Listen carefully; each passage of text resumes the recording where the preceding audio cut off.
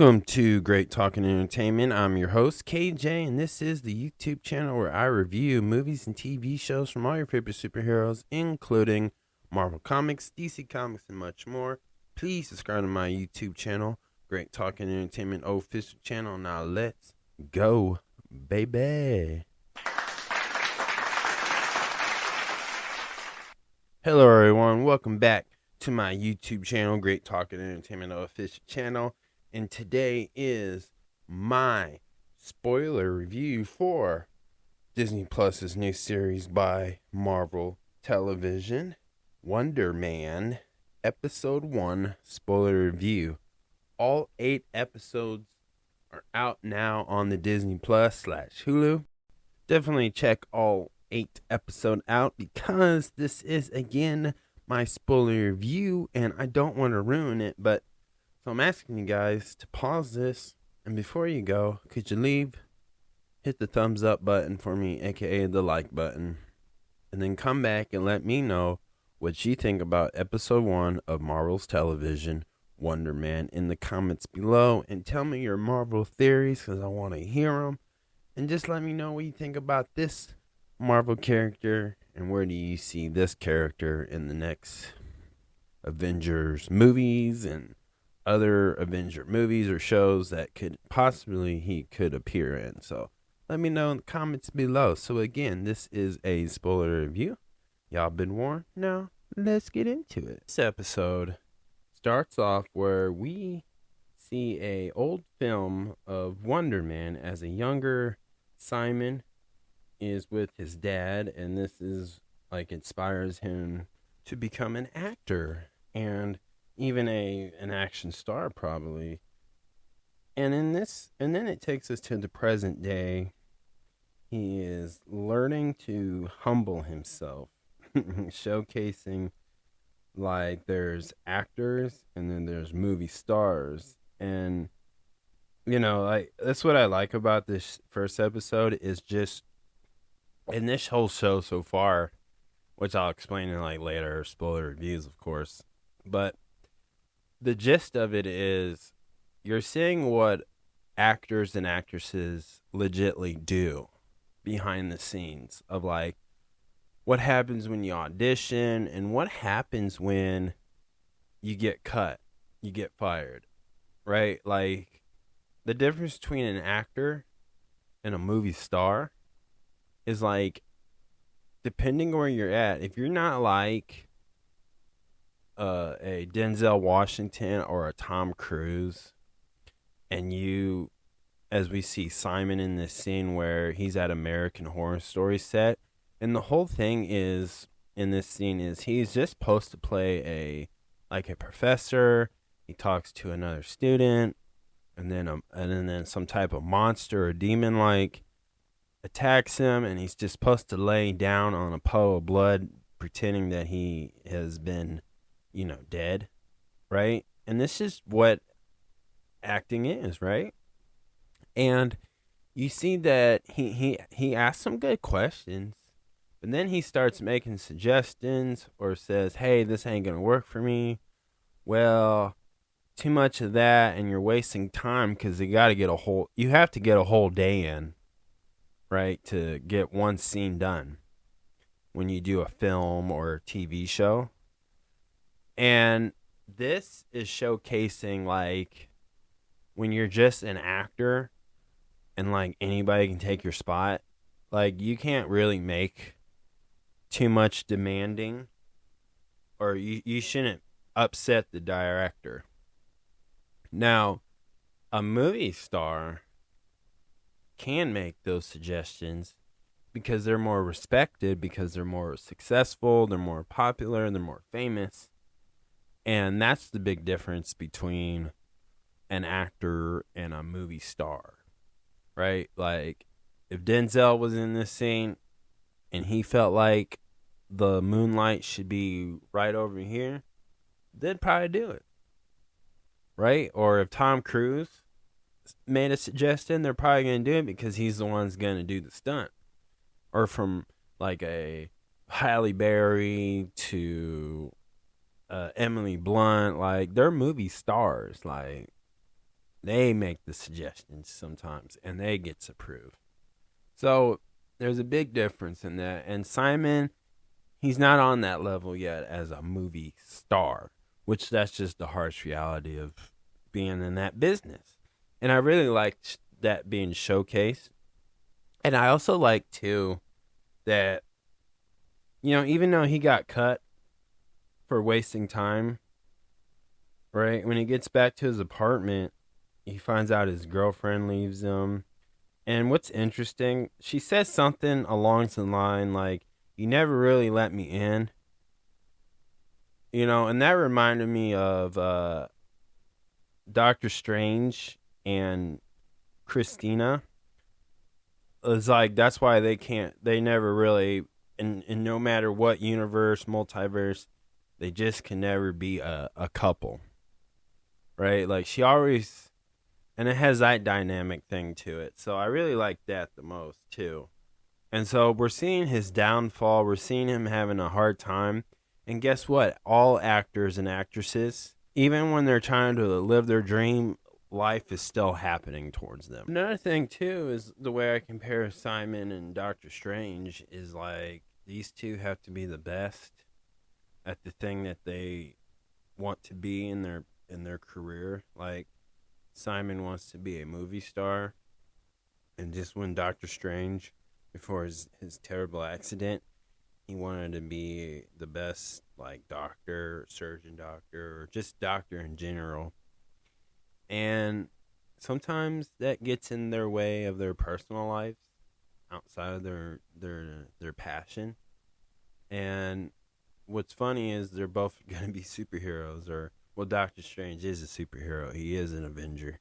Wonder Man will be a superhero, will be somewhat of an Avenger, right? Or a Avenger member. And so I think the idea, too, is like, I like that connection between, like, the Marvel movies and shows, things like that. So I thought that was really cool. And it just reminded me. I don't know why. It just reminded me of it. So just wanted to put that out there.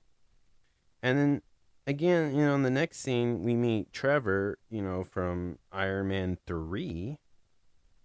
He is also back in America, and he's also back doing movies, and that's where Trevor is at this like old school movie theater theme type theater.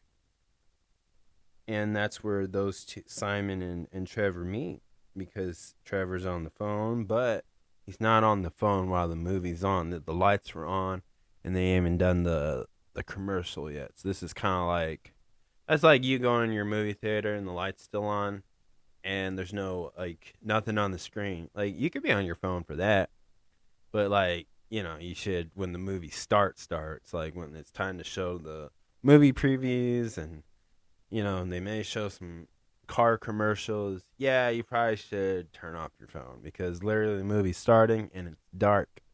So yeah, keep your phone silent, please.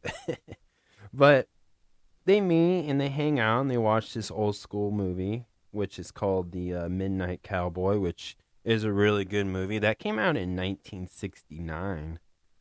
And I know you can watch it on Tubi, and I'm pretty sure it's on other streaming platforms, but I would check out Midnight Cowboy, because in a way, the way that movie's set up is kind of like the way this show is going to be kind of set up too.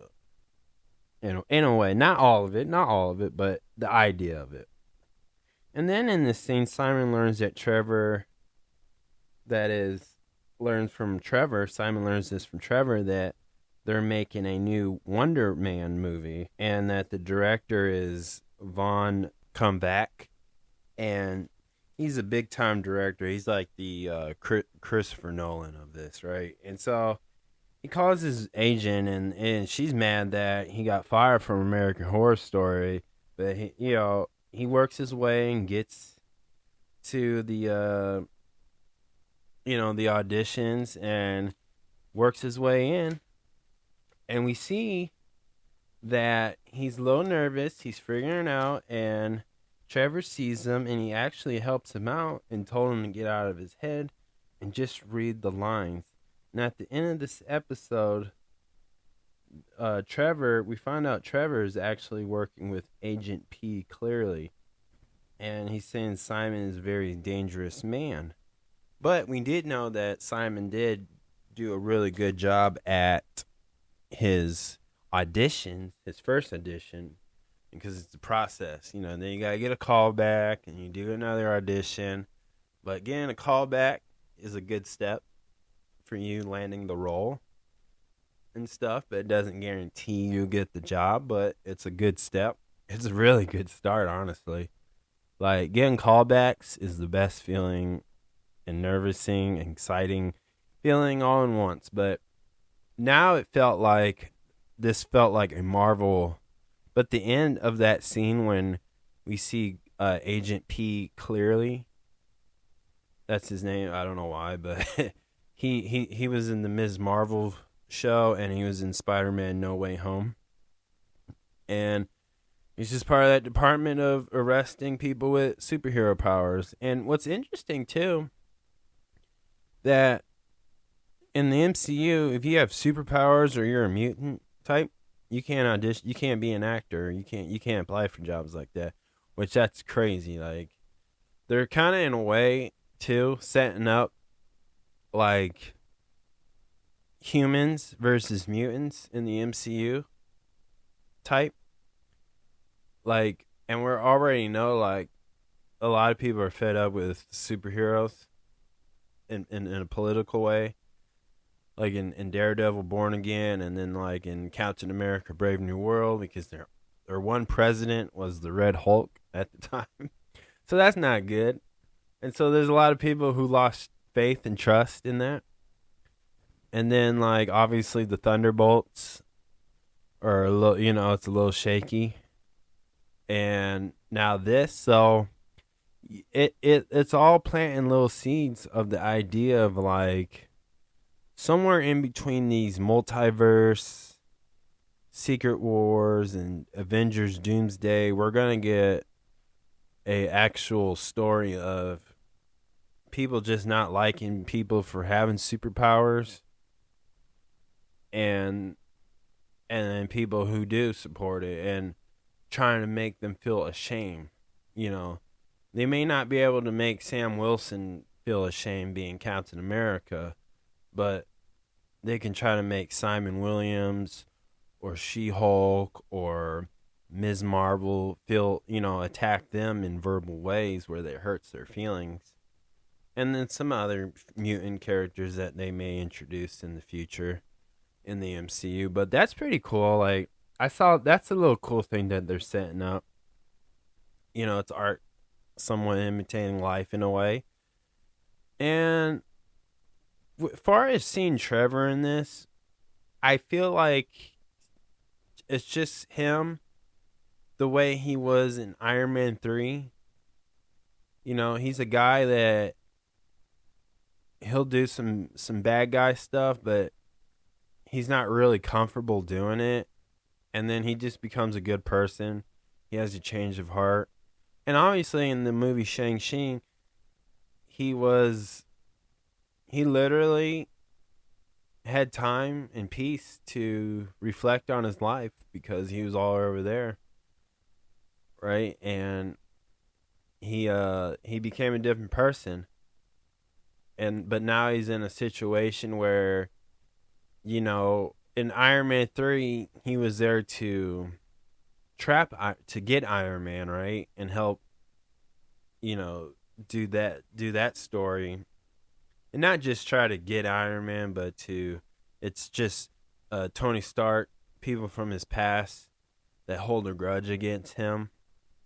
And so Trevor was a part of that. He wasn't the main issue because we found out he was just pretending. He was just an actor pretending, but he never actually did the crime. He just read a speech. And the real villains that we saw in Iron Man 3 did the actual crimes and did the bad guy stuff, right? And then in Shang-Chi, same thing. He was there. He just wasn't the guy, right? It was like it was Shang-Chi's daddy. So it's just one of those things to me where I see like Trevor is just the guy right now doing the bad thing for the main villain of this show, and that's where it's really more about, right? It's these.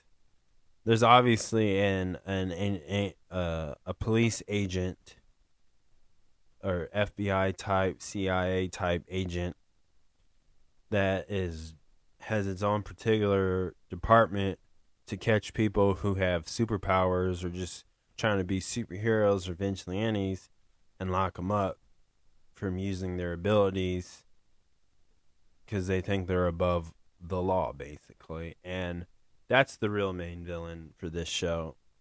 You know, that's for Simon, right? And Trevor's just the guy. So it's pretty similar, basically, to me, to the way they portrayed him in Iron Man 3, basically. And that's where I first think. I think it's cool to see him back. And I think it's cool to see, like, you know, it was funny. Iron Man 3 took place in the whole movie was in the California, because that's where one of Tony Stark's houses or mansions that he lived in.